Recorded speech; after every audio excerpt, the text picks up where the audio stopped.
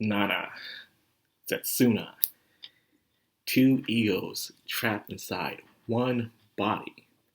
I do have to say, this episode of all so far was probably the fastest one. Like, I was watching it and it was like, it was already over with. Like, geesh. I feel like nothing really happened in this episode. It was still very interesting for what was there. Well, I guess I probably worded it wrong. What I mean is, what was there was very good and interesting, but that was all there was to it. I hope I said that right. This episode, surprisingly, we're speeding things up. Usually, the student council is the last person who joins the team. They always are, but not this time. Nana joins back in. But before we get into the hype, let's talk about the beginning of this episode. Of course, she is part of student council. She has expectations on her. She feels like she will hold her team back of making it to Love Live. So she's in a struggle within her own self, which we always see with these student council characters, except for she wasn't as cruel or stubborn as the others. You know, there are all kinds. There was Elichi, there was Daya, and now we have Nana. But Nana probably has the ego thing down, the thing that Kasumi is doing, but I think she does it to peak perfection. You know, she wants to do it. She really does want to join an idol group. She's mad, upset, of disbanding it. But she felt like it's the right thing to do. She said they want to continue the group, go right ahead. But they don't want to do it without her. Why do you think so many bands break up, or even when one member leaves, even if it's just a drummer, the band doesn't form because they don't feel like it's the same band anymore? And sometimes I have to agree. Some people do move on and find a replacement. Some do that. A lot of famous groups do that. And it can't be helped. Especially when you're under contract. I'm just saying. Other than that, her and you had a conversation with each other. And this time, you stand out this time. Last two episodes, it was Ayumu, who was usually doing the progression. But this time, it was you this time, hitting on the head honcho herself. And talking to her about, maybe we don't have to do Love Life. Maybe we don't have to be the same like the other two shows before us. Maybe we just do our own thing.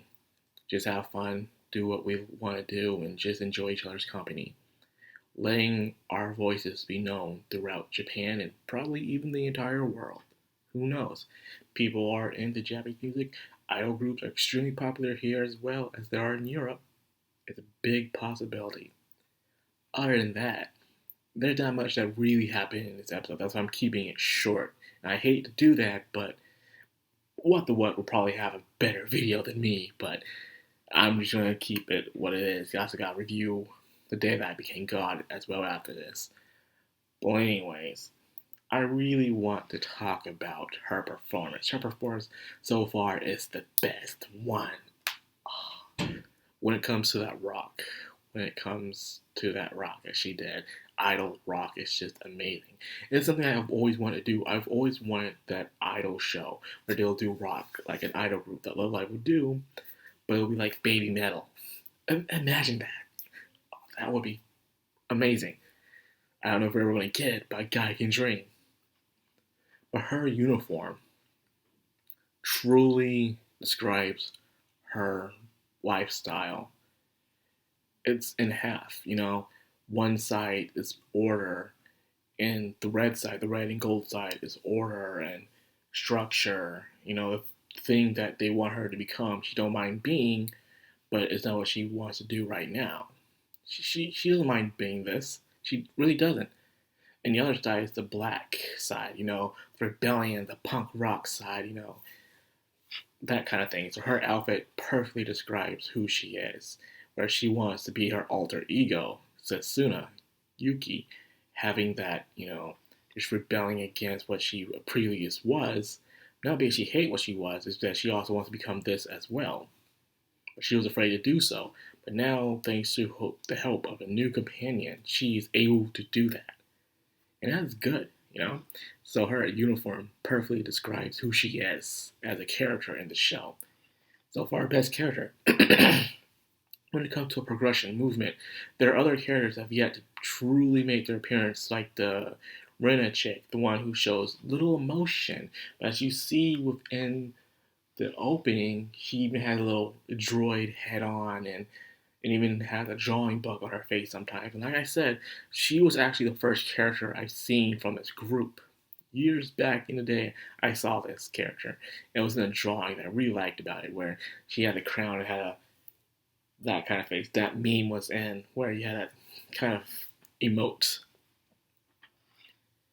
Well, I'm interested to see if we'll hit them next. But either way, I really enjoyed what was here for an episode. I felt like it was very short, even though it was the same line, but it just went by really fast. And I just couldn't believe that it was already over with before I even knew it. But other than that, I can't wait to see what else happens. We're getting an idol performance every episode. So are you telling me, are we going to get 9 idol performances for next episodes? You know, we already have one from Kasumi, Ayumu, and now Satsuna, but we have yet to get one from Yu herself. In fact, we seen them try to reform the band, you know, the group back together, which they're doing, which they kind of did, but they're going to get the new members as well. But like I said before, we have yet to see Yu perform, even though I see her as one of the main characters in the show. Very interesting. Will we see her perform like way later on within the series? We have 13 episodes here, so we got plenty of time. But I'm still curious, though. What's going to happen? I probably should have a hard time finding who she wants to be within the group, and I know I keep bringing up you every episode, but it feels like it's about to happen. Don't know when. I feel like it's going to happen.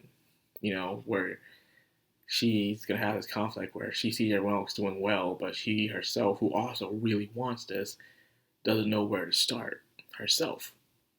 That's a giant possibility, but I'm really betting on that. Other than that, one last final question. Where is Kasumi holding those treats?